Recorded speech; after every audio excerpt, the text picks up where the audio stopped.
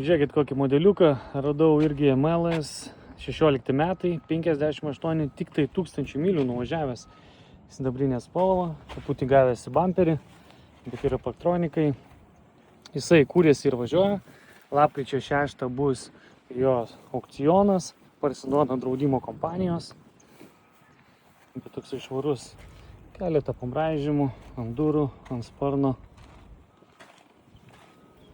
Pagrindinis mušimas yra į priekinę dalį, kaip matot, bet lonžeronai, radiatoriai, viskas balkis yra sveika. Trūksta lempų, kai kurių detalių, bet pažiūrėsim, dažniausiai būna sudėta į galą. Kapotas.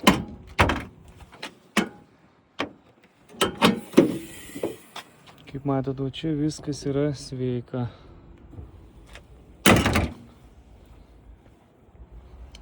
Parsiduoda draudimo kompanijos.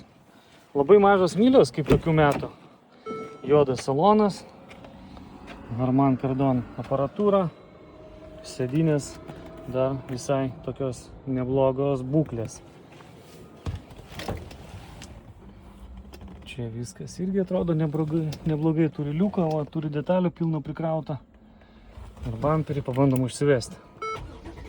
Jau, užsiveda be problemų visiškai, stiprintuvas veikia. Taip, airbagą rodo. Vienintelė klaida airbagą rodo ir viskas net. Check engine'as nedega. Varikliukas dirba gražiai. Gražiai medžiam daila. Neblogas aparatas, kaip reikia, tikrai. Siūlyčiau atkreipti dėmesį, neturėtų būti brangus. Pasižiūrime galą. Nu, čia aišku prikrauta pilna visko, tai čia nelabai taip pažiūrėsim. Yra bumperis.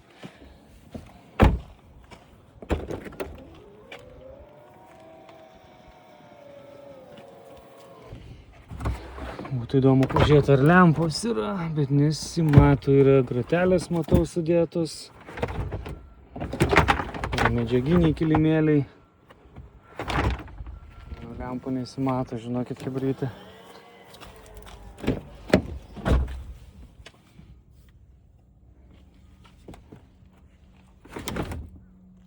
Turbūt nebus. Tai jo, jeigu kam įdomu, susisiekit ir galėsim padėti su nupirkimu.